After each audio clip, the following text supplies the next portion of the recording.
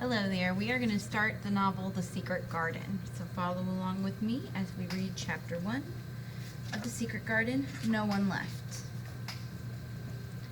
When Mary Lennox was born, no one really wanted her. Her father worked for the British government in India and had no time for raising a child. Mary's beautiful mother hadn't wanted a little girl at all. She cared only about going to parties. So their sickly, fretful baby was handed over to Aya, an Indian nanny.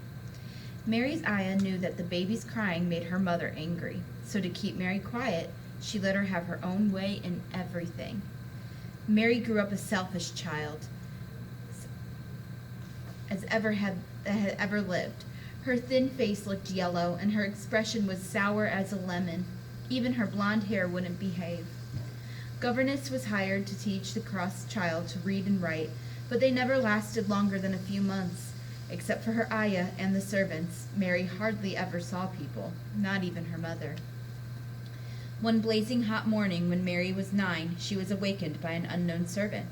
She wanted her Aya, but her Aya couldn't come. Even when Mary had a tantrum, the servant just looked frightened and repeated her message. Mary knew something strange was happening, but no one would tell her what. Left alone, she went outside to play under a tree near the veranda. She was making a pretend flower bed when she heard her mother's voice speaking with a young army officer. They didn't notice the little girl, but Mary saw her mother was alarmed. "It is so very bad?" her mother asked. "Awfully," the officer replied. "You should have left 2 weeks ago, Mrs. Lennox, instead of staying for the ball." Just then Mary heard a shout from the servants' quarters that grew louder and wilder. "Someone has died," the officer said, his voice shaking. Mary's mother gasped and ran inside.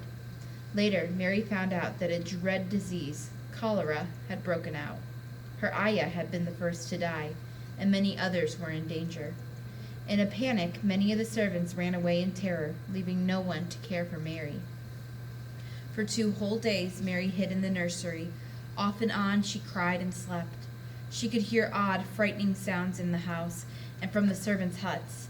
In the confusion, everyone had forgotten about her. The next day, Mary wandered into the dining room and ate some biscuits and fruit.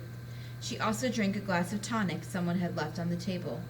It was like medicine, and it made her drowsy.